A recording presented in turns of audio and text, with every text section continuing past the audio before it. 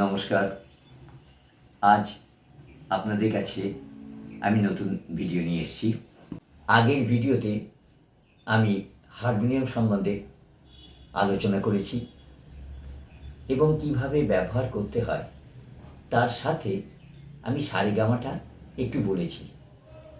আজ নতুন করে আরও কিছু আপনাদের প্র্যাকটিক্যাল করে দেখাবো এবং কিভাবে কি করতে হয়, আঙুলটা কিভাবে ব্যবহার করতে হয় সেগুলো একটু আপনারা দেখুন, লক্ষ্য করুন। আমি শুরু করছি। প্রথমেই আমাদের যে আঙুলগুলো আছে এমনভাবে যাবে সে দেখতেও ভালো লাগবে। দেখুন হাতটা যেন নড়ে না, আস্তে আস্তে আঙুলগুলো কি করে আসছে একটু শুধু খেয়াল করুন। পরে সুরে আসছি, একটু দেখুন। এই জায়গাটা মানে স্মুথলি রান করবে, বা এই দিকেও আসতে পারি। এই আঙুলগুলো দেখুন কিভাবে। এবার এই যে আঙুলগুলো প্রত্যেকটা ব্যবহার করলে সুবিধা হয়। তাহলে অনেক দিক থেকে সুবিধা কি বলতে, এবারে যখনই হয় বেশিরভাগই এরকম করে ঘুরে যায় বা এরকম করে ঘুরে যায়, তা না করে সরাসরি এইভাবে আঙুল দিলে যে কোনো জায়গায় আপনি আঙুলটা দিতে পারবেন। যেমন ধরুন দেখাচ্ছি,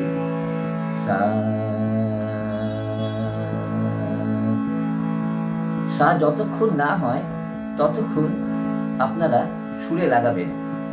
এর আগে যেরকম পর পর দিয়েছিলাম রে,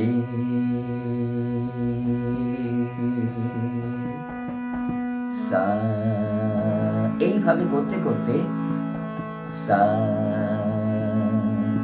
রে গা রে সা, এই যে পরপর যাচ্ছি আস্তে আস্তে আবার মাতে যাচ্ছি, গিয়ে ওইখান থেকে সুরটা যথাযথভাবে আবার ব্যাক করছি। তাতে কি হচ্ছে, আমার সুরের কনসেপশনটা ভালো হয়ে যাচ্ছে। এবং আমি যদি প্রথম থেকে সারে গামা পাধানিসা করি, সানিধাপা মাদানিসা, এ মুখস্থর বিদ্যার মতো হয়ে যাবে, কিন্তু সুরে আসবে না। আচ্ছা, এইটা যেরকম বললাম দেখালাম, এইবার আমি রেটাকে বাদ দিয়ে এইভাবে করি, রে সা গা রে, স্টে করে মা গা, দমটা কি করে নিচ্ছে একটু খেয়াল করুন, পা মা ধা পা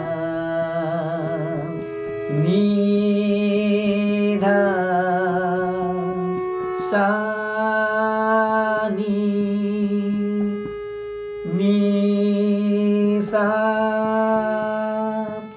ধা নি পা ধা মা পা গা মা রে গা সা রে।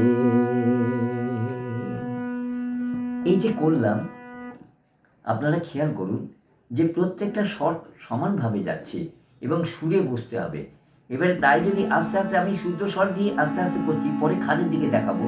আপাতত এটা দেখুন, এইবারে রেটা যদি বাদ দিই সা গা, তখন দেখবেন যারা প্রাইমারি লেভেলে যাচ্ছে তাদের ক্ষেত্রে খুব অসুবিধা হয়ে যাবে।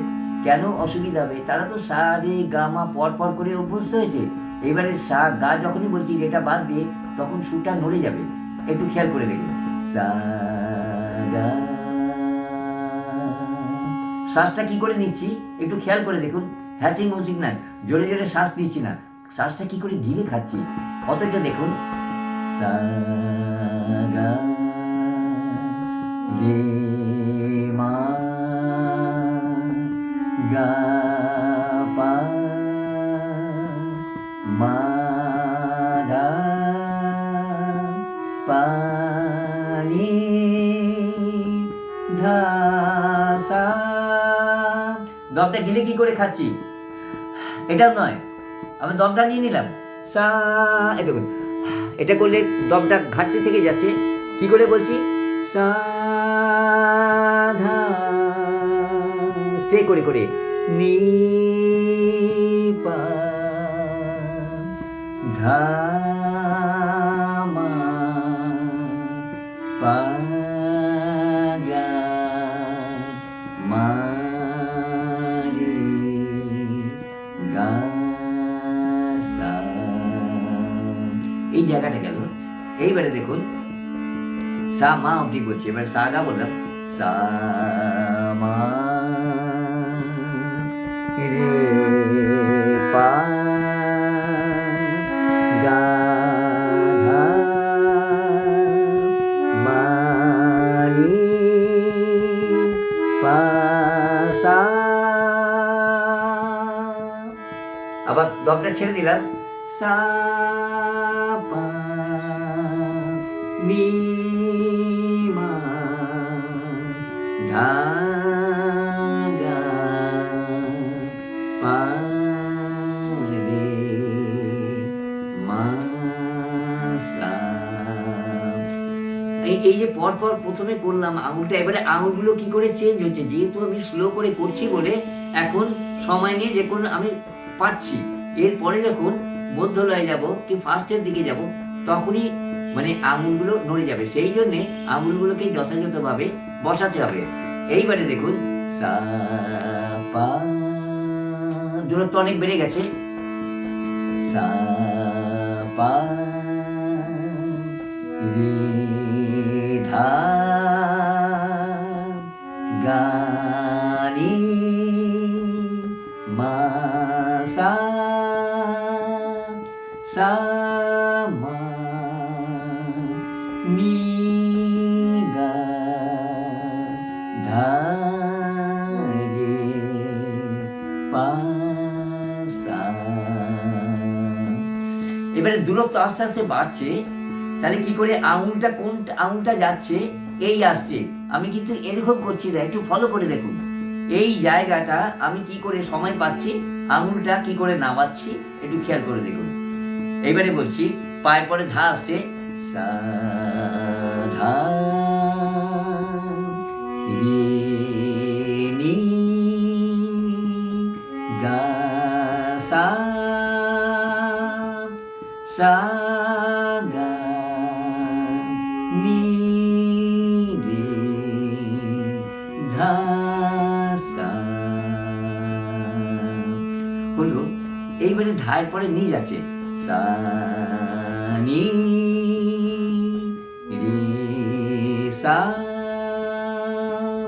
সা রে নি সা। এবারে কি বলবো সা সা, ছেড়ে দিলাম সা সা। এইটা পর পর পর পর প্রথমে কি করেছিলাম সা রে গা মা পা ধা নি সা, আস্তে আস্তে করা হয়েছে। আর এটা কি করছি একটা করে জাম করে, আপনারা যতটা মনে হচ্ছে ইজি, যারা করবে তাদের কিন্তু সুরটা নড়ে যাবে, 100% নড়ে যাওয়ার সম্ভাবনা আছে। সেগুলো ওই জন্যে খুব ধরে ধরে করতে হবে। এরপরে মিডলটা পরে দেখাবো, আপাতত এই অবধি থাক এটা, এর পরের ইয়েটাতে কিভাবে করতে হয় সেটা দেখাবো। আজকে এই যে এত অবধি দেখালাম একটা করে, একটু সব অলঙ্করণ, হ্যাঁ সেই অলঙ্করণটা আজকে দেখালাম কি করে স্বর দিয়ে কি করা যায়। হ্যাঁ এটা স্বরের মালা আস্তে আস্তে পরে পড়ানো হবে, কিন্তু এটা হচ্ছে অলঙ্করণ বলে। আজকে এই ভিডিওটি এই অবধি রইল, পরের ভিডিওতে যখন আসবো নতুন করে আবার কিছু শেখাবো। ভিডিওটা যদি ভালো লাগে লাইক করুন, কমেন্টস করুন এবং শেয়ার করুন। যারা যারা আমার এই চ্যানেলটিতে সাবস্ক্রাইব করেননি তারা প্লিজ সাবস্ক্রাইব করে দেবেন এবং তার সাথে পাশে থাকা বেল আইকনটি প্রেস করতে ভুলবেন না। যারা যারা আমার কাছে গান শিখতে চান অবশ্যই তারা স্ক্রিনে দেওয়া এই নাম্বারে যোগাযোগ করুন। দেখা হচ্ছে আবার নতুন ভিডিও নিয়ে। আজ এই পর্যন্তই, নমস্কার।